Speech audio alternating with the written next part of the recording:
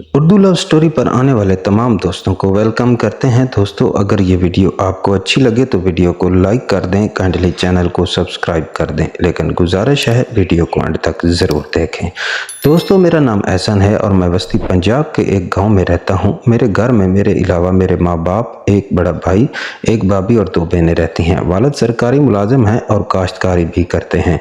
वालिद घरेलू खातून हैं। भाई मोहसिन लाहौर में प्राइवेट नौकरी करते हैं।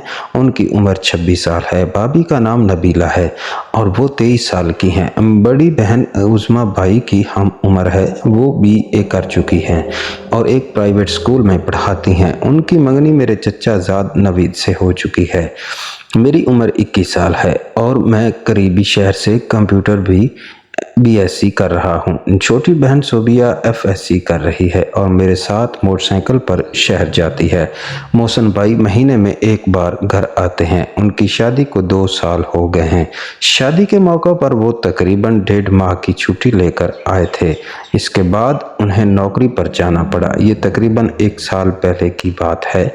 गर्मियों के दिन थे। हम दोपहर को सोए हुए थे कि मैं वॉशरूम जाने के लिए उठा। जब मोहसिन के कमरे के करीब से गुजरा तो देखा भाई मोहसिन और भाभी नबीला के कमरे से अजीब की दर्द आवाज़ें आ रही हैं। मैं करीब जाकर खिड़की की एक साइड जो कि टूटी हुई थी वहां से अंदर का मंजर देखने लगा। एक हसीन मंजर मेरा मुंतज़िर था। अंदर देखा तो भाई और भाभी दोनों के कपड़े आधे से ज़्यादा उतरे हुए थे और एक दूसरे को शिद्दत से मोहब्बत कर रहे थे और नबीला भाभी मज़े की शिद्दत से बहुत ज़्यादा तड़प रही थी और मोहसिन को दीवाना वार प्यार कर रही थी। मोहसिन भाई और नबीला भाभी को प्यार करते देखकर मेरा बुरा हाल था। उसके बाद नबीला भाभी ने जल्दी से कपड़े पहने और बाहर का रुख किया। मैं जल्दी से करीबी बाथरूम में घुस गया, लेकिन भाई ने मुझे अंदर जाते देख लिया।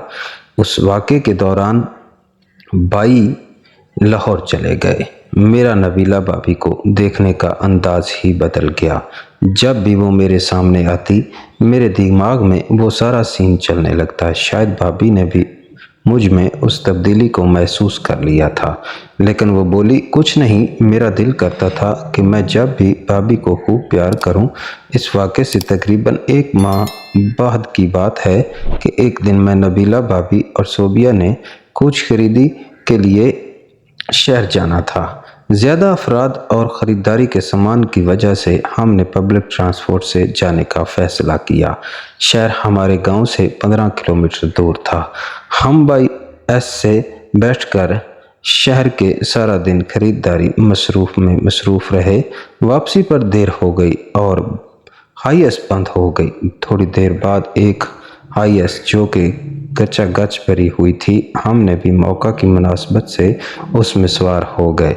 वहाँ सीट मिलना तो दूर की बात, खड़े होने की जगह भी नहीं मिल रही थी। मैं दूसरे लोगों को कबीला और सोबिया से दूर रखने के लिए उनके करीब गया और भाभी सोबिया और मेरे दरमियान इस तरह खड़ी थी कि भाभी का मुंह सोबिया की तरफ और कमर मेरी तरफ थी। रश की वजह से धीरे धीरे मैं भाभी के साथ पीछे से लग रहा था, जिससे मुझे लुत्फ़ आने लगा। ये पहला मौका था जब भाभी मेरे इतने करीब आई थी। पीछे से उनके नरम नरम वजूद ने इतना मज़ा दिया कि मैं आहिस्ता आहिस्ता मिलने लगा। बस की ब्रेक और लोगों के धक्कों में मैंने खूब फ़ायदा उठाया।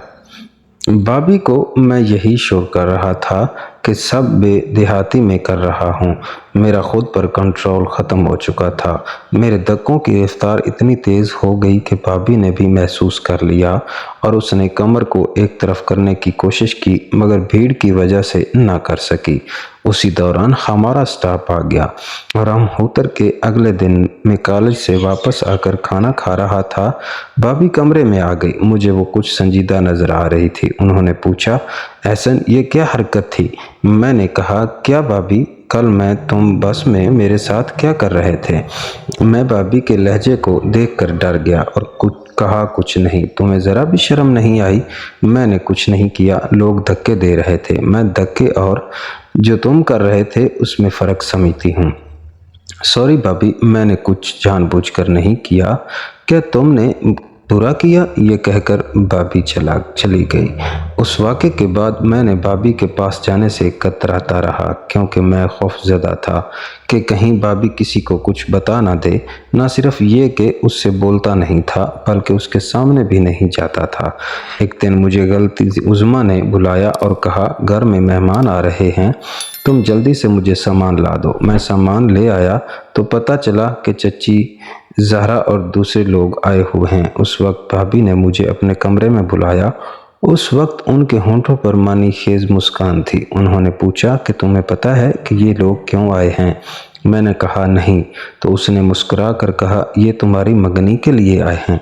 ये सुनकर मेरा दिल उछलने लगा। मैंने जज्बात में भाभी को ज़ोर से जप्फी डाली। भाभी ने मुस्कुराते हुए मुझे खुद से दूर किया। मैं बहुत खुश था कि अब आलिया मेरी बीवी बनेगी।